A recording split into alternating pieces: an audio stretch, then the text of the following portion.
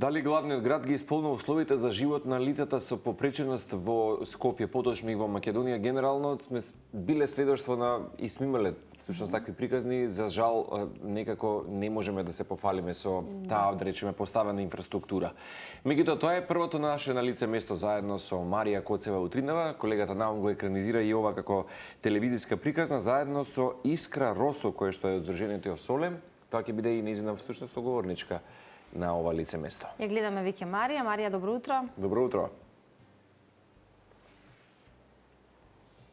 Добро утро, колеги, и до вас. Токму така, ово утро ќе говориме на една особено значајна тема, односно дали главниот град нуди достоинствени и соодветни услови за лицата со попреченост. Или подобро прашано и кажано, дали јавниот простор, јавниот превоз, институциите се навистина инклузивни. Ово утро заедно со мене е госпоѓа Искра Росо, Здруженијето Солем, односно Здружение за поддршка на лица со попреченост. Да и посакаме добро утро.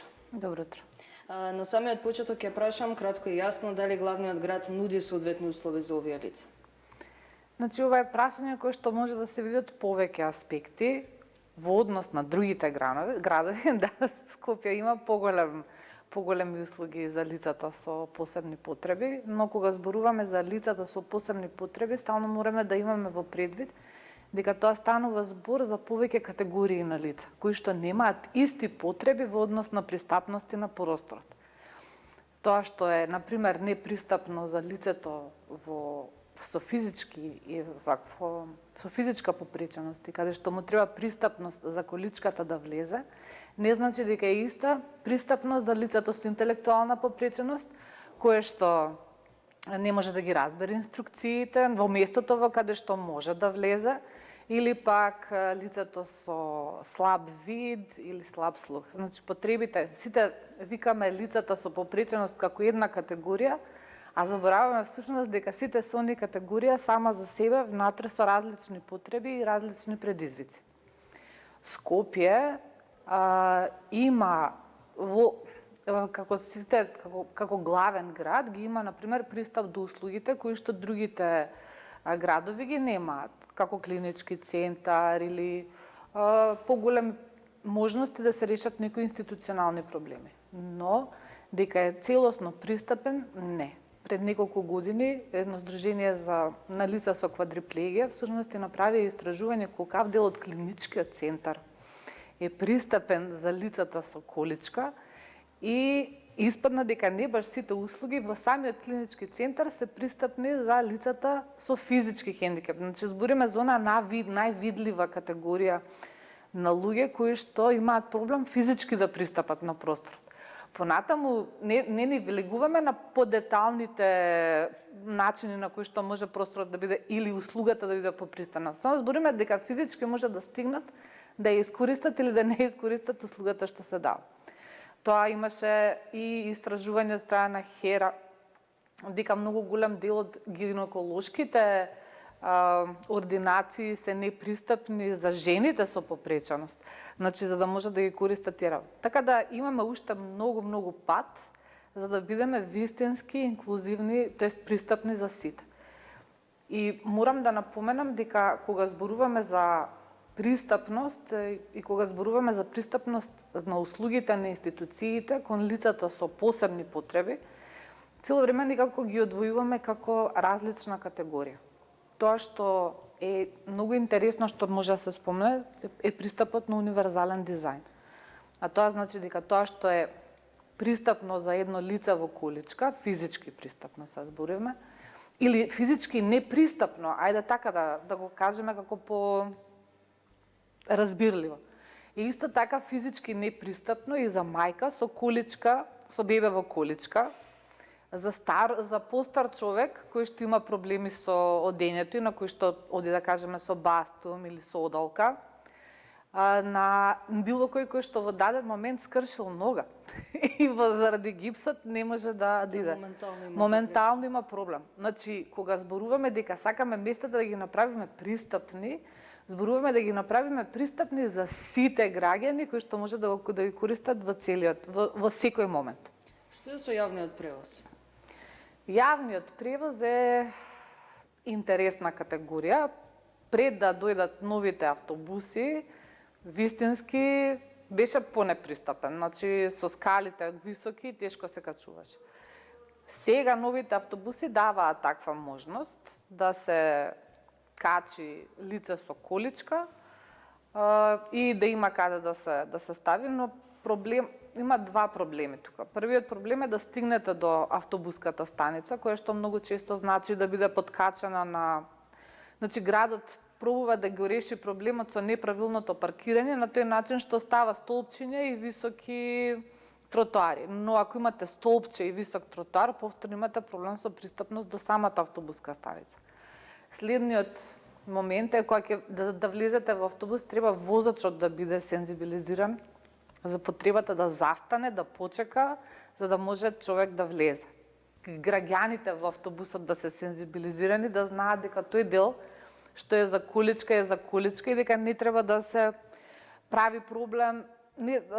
Значи, нашиот проблемот на автобускиот превоз повеќе не е логистички, туку е како ние се однесуваме како сограѓани, како жители на градот. Ги напоменавте и другите градови, односно напоменавте дека Скопје има најсоодветни услови за лицата. Не реков најсоодветни, има зависи, например Струми. За разлика од другите градови. Да, така рековте.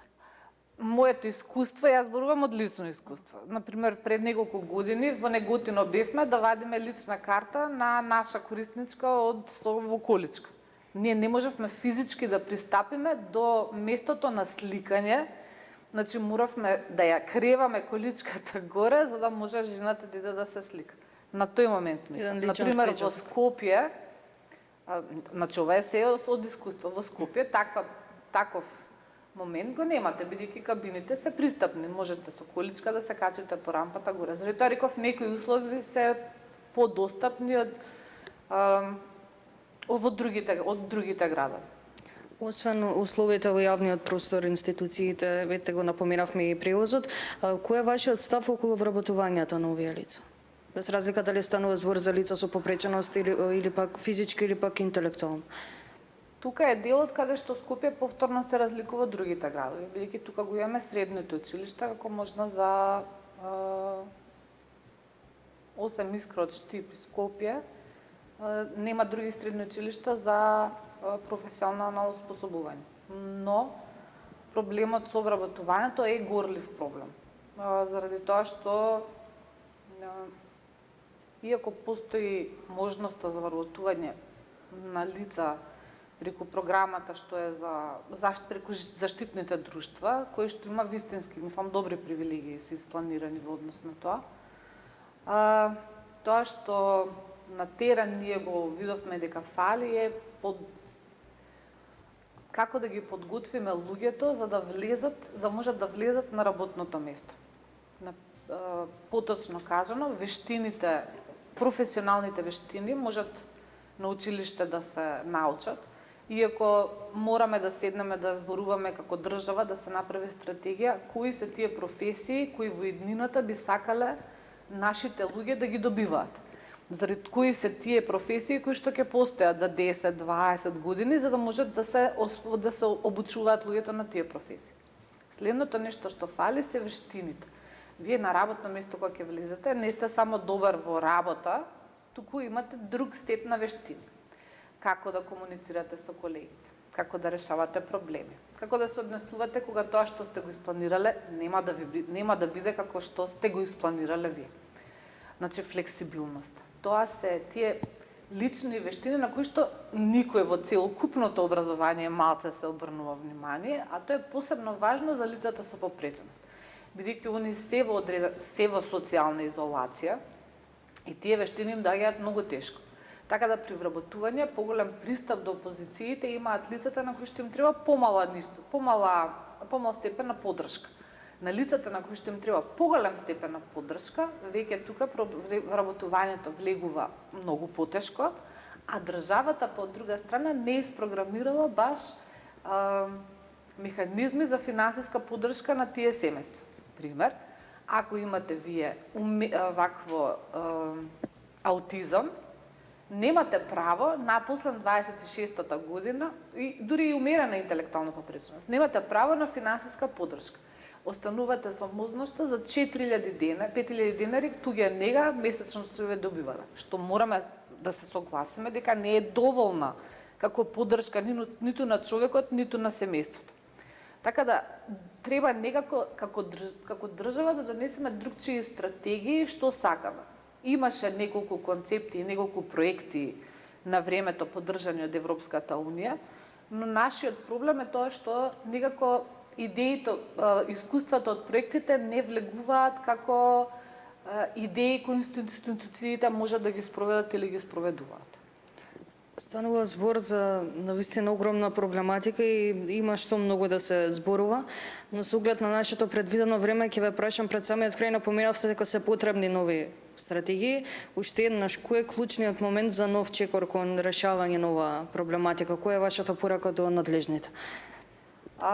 Јас мислам дека треба да се во однос на структурните потреби, кажам физичката пристапност, треба да се следат препораките од универзалниот дизајн, кои што веќе се вградени во сите можни архитектонски решенија при градење на улица, зграда или било што. Значи, само треба да ги следиме правилата кои што веќе ги имаме на харти.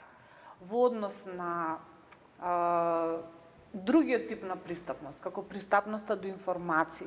Тука, например, ситуацијата е подобра. Одредени организации го почнуваат тој момент дека треба информациите да бидат попристапни до сите. Но можеби тука треба поголема кампања да се направи на државно ниво, за да институциите имаат како да им ги пренесат информациите на другите луѓе. А во однос на вработувањето и на за тоа се потребни стратегии. Тоа е нешто што министерствата треба да го воведат. И тоа не е само вработување како проблем на лицата со попреченост, туку тоа е вработување како проблематика на севкупната популација. И вработувањето и образованието. Ви благодарам многу за одвоеното време, ми беше драго што имавме можност да говориме на оваа тема. Ви благодарам на вас. Ве поздравуваме пред самиот крај од Сдруженијето Солем, Сдруженија за поддршка на лицата со попреченост. Говоревме на една особено важна тема, дали Скопје нуди навистина достапни услови за овие лица, но се разбира попатно напоменавме нешто повеќе и за другите градови во Македонија.